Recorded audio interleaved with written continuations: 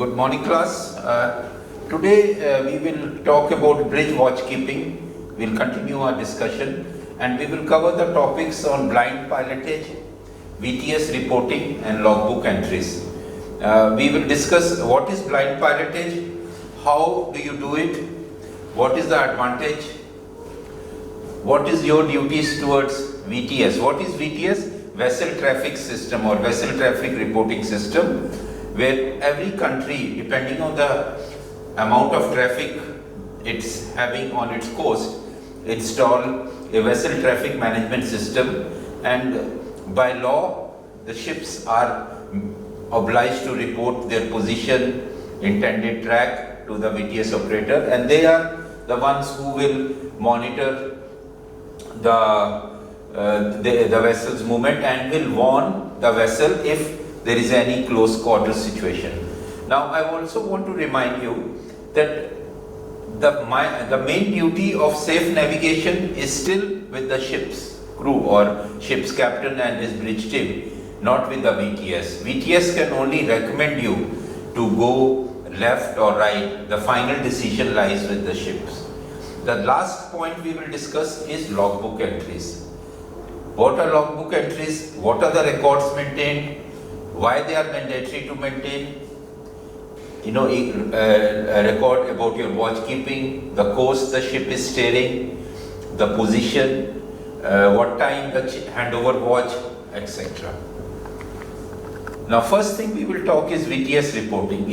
As you can see on the slide, the VTS is introduced in port and coastal areas only. And in my next slide, I have mentioned to you what is coastal areas. The coastal areas are areas which is within the territorial limits of a country. For example, it is within 12 miles of Thailand coast. That is your coastal area where the authority or the administration can exercise their authority on the ships passing in that area. So if you can see the objective here is to improve safety of navigation. That means how we can make the navigation more safely. If you see the ports of Singapore or some other areas where there is high traffic density, VTS can play a very crucial role in guiding ships, monitor ship compliance with local regulation. There are sometimes local regulations for you to report your positions, your draft, your track. The VTS will also update the ship with the ships passing that area. Maybe a VLCC is passing or there is a tow in the area. A ship may be crossing a traffic separation scheme. So what happens with this information in advance?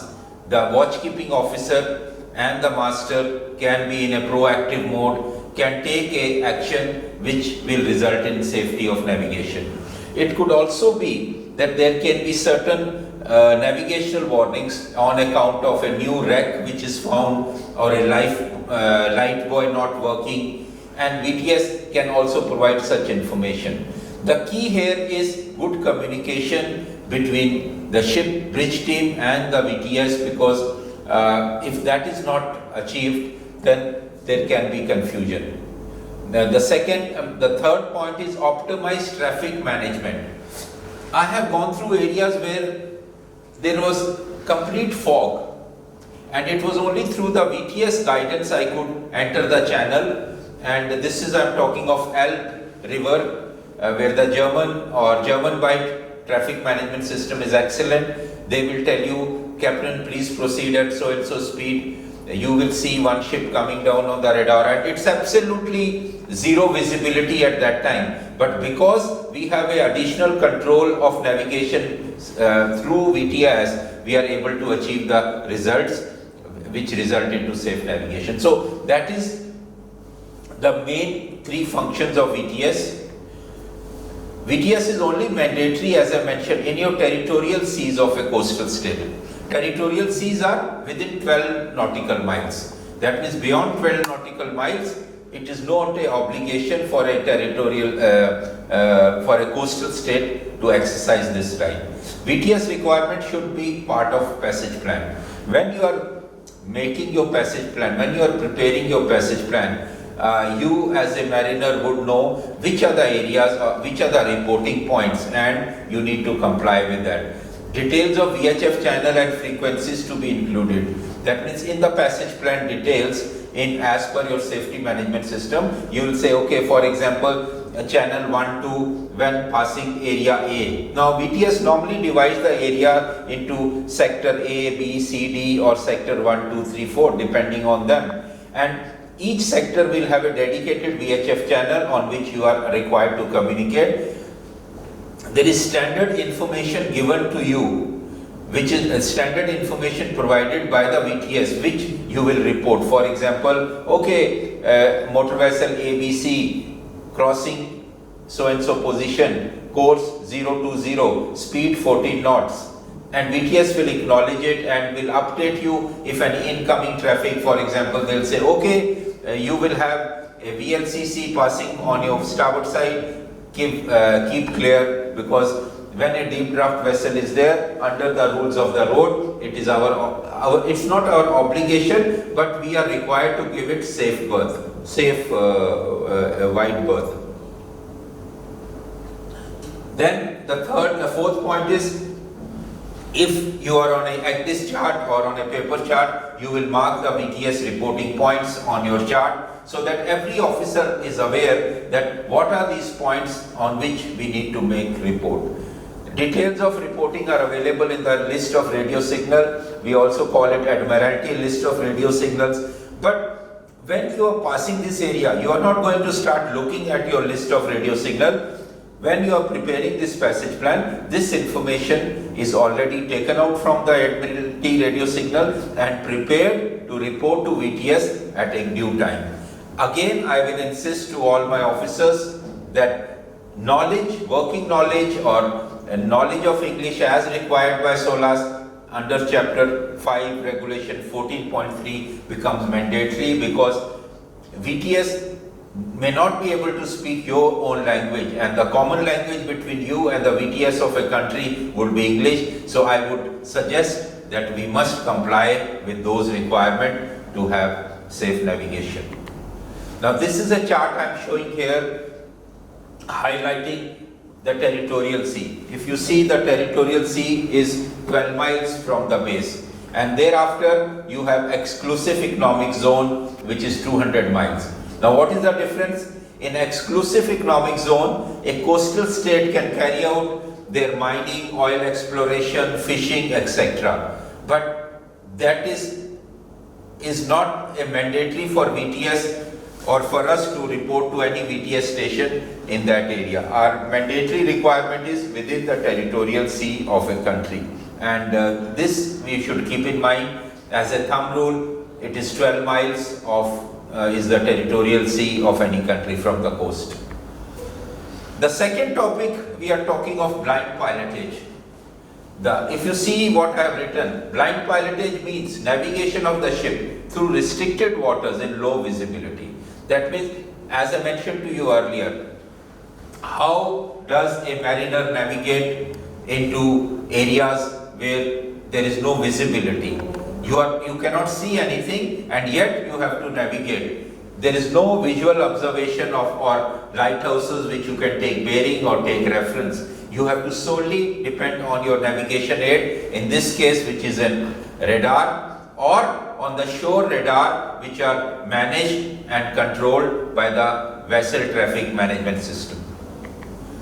Blind pilotage will require high degree of organization and teamwork, which obviously is true because it's a high risk activity, and normally if I am going through a restricted area, what will I do? I will comply with rule 19, which is restricted visibility, have my engines on maneuvering speed, have the vessel on hand steering, have additional lookout. In this such condition, master is normally on the bridge, you have the duty officer, and if required, additional duty officer. Both the radars will be on. One will be for position monitoring, the other radar would be for traffic of the vessel or traffic management. So The teamwork is very essential. Each one is clear in their duties. Now, you don't start making the duties when you are in such areas. Your safety management system will define such duties and you organize yourself accordingly.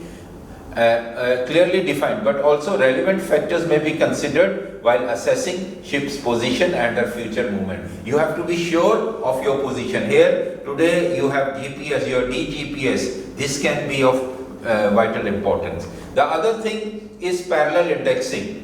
We have already discussed parallel indexing in the earlier lessons. What is parallel indexing? Running a parallel index line provides a real-time information of ship lateral position relevant to the planned track. So if you are going 0 to 0, you will put a parallel line on the high risk area, say a wreck or a land, and you mark a certain distance. Now if you see that your vessel is left or right of this, you will clearly understand that what is the position, is she vessel running into any sort of danger or not. And in my own experience, parallel indexing is an excellent mean to monitor ship's position, especially in areas where there are shallow waters, where there are where there are wrecks, etc. So pilotage, blind pilotage, the parallel indexing is a tool which can help you during blind pilotage. So this I already explained to you. It enables the navigator to maintain a forward lookout, to be proactive. Parallel indexing is a means of a proactive position monitoring.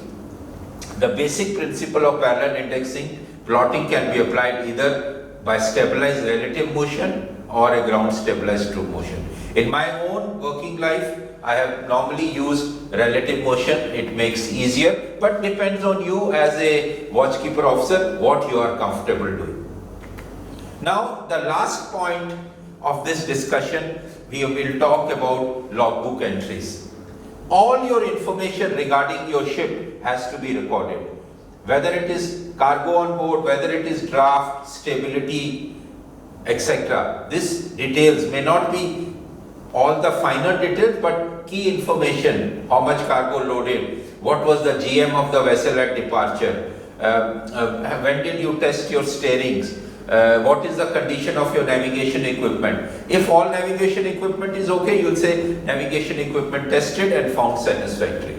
Suppose there is a navigation equipment which is not working, then you will also make a log entry that upon testing found radar A or radar number 1 not working. And these records have to be maintained in a most transparent way. Please do not make unnecessary deletions or try to avoid, because it can, in a court of law, it can go against you. If you have made a log entry and you want to correct it, simply put a straight line, that means saying that this log entry is not valid, and write another one.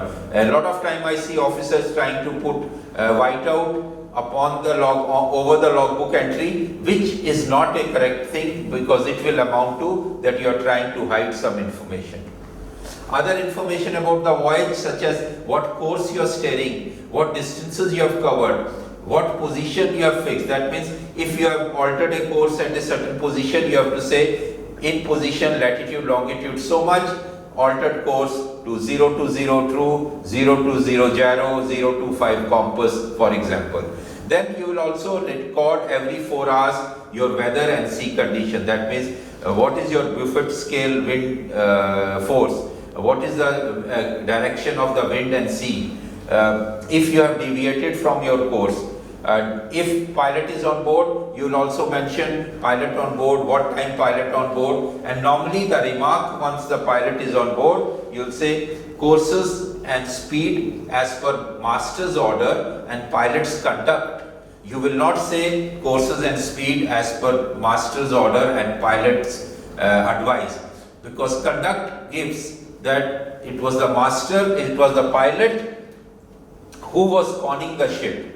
And advice means that I am only sitting on the side and advising, or not doing a very active part in or taking part in the ship's navigation. So these are the reporting points. You will mention that at so and so time you reported to VTS in sector 1, sector 2, etc. These logbook entries very essential as a watchkeeper officer, as deck officer, engineer officers. You must know to make these log entries. My experience is many times officers are not doing this correctly, and we need to be careful. In special events, suppose there is an accident, a death of a crew member, ship equipment not working, some other difficult situation, maybe engine failure, again you have to make a logbook entry.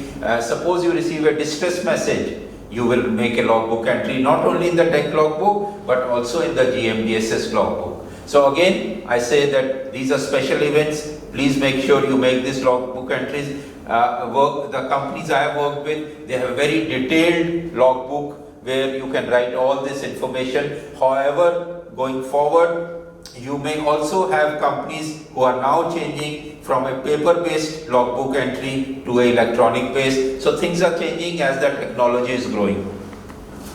When at anchor, you will also give the information that the vessel is at anchor, how many shackles in the water, which anchor, port or starboard. You have maintained because in anchor you will have to maintain a VHF watch, which channel you are maintaining your watch, and if you are making rounds on deck regarding safety or security. With that, we end the lesson on VTS, on blind pilotage and logbook entry. In the end, I would say all these three activities are essential part of bridge watchkeeping. So with this lesson, I have completed all your four topics about bridge watchkeeping. So please listen to the videos, watch the PowerPoints, and if you have any question, feel free to contact me. Thank you.